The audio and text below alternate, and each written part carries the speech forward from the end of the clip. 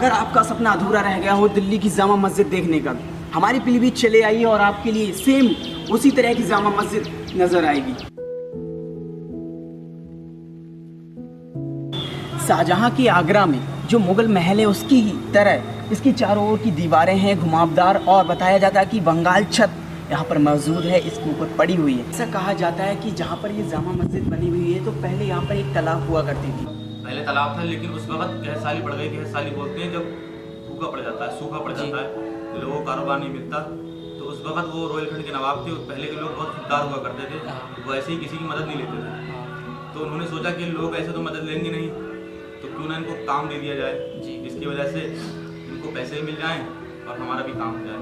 तो उस तालाब को पटवाकर उन्होंने उस वक्त लोगों को काम दिया और मस्जिद को जो तामीर करा। जामा मस्जिद को तामीर करा था जब बनवाया था जी, तो उस वक्त जो है बड़े बड़े वली जो अपने मतलब जो है जिनको हम लोग धर्मगुरु मानते हैं जी, उन्हीं सारे लोगों ने मिलकर जो है वो जामा मस्जिद को तामीर करा, बनाया। यहाँ तक कहा गया है कि पूरा ये कुरान पढ़ के जामा मस्जिद के एक ईंट रखते थे।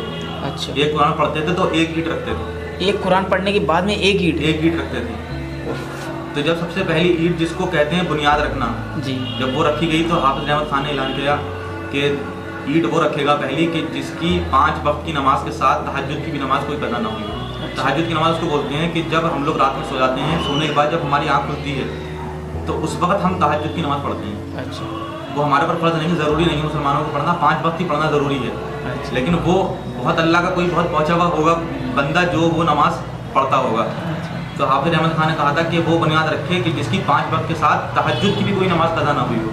तो कोई सामने नहीं आया, इतना बड़ा कौन होगा पहुँचा हुआ। तो वो खुद हाफिज अहमद खान थे कि जिनकी 5 वक्त के साथ तहज्जुद की कोई नमाज पैदा नहीं हुई थी, उन्होंने खुद अपने हाथ से बुनियाद रखी।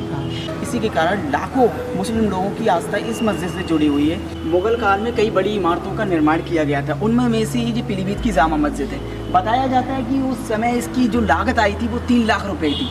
पीलीभीत की और दिल्ली की जामा मस्जिद में सिर्फ फ़र्क इतना है कि वो रेड और वाइट कलर की है, यहाँ पर पूरा कम्प्लीटली वाइट कलर किया गया। हाफिज अहमद खान जो थे 1769 ईस्वी में इस मस्जिद का निर्माण तो उन्होंने किया था, लेकिन वो दिल्ली की जो जामा मस्जिद थी उससे बहुत ही ज़्यादा प्रभावित थे। तभी उन्होंने सोचा क्यों ना मैं अपने ज़िले के अंदर एक मस्जिद का निर्माण करूं जो सेम हूबहू उसी की कॉपी हो। तो आप देख सकते हैं सेम वही कॉपी है जामा मस्जिद। किसी का सपना होता है दिल्ली जाकर के जामा मस्जिद देखने का, अगर वो नहीं जा पा रहा है किसी कारण से तो वो चले आए पीलीभीत और सेम आपको उसी तरह की जामा मस्जिद देखने को मिलेगी।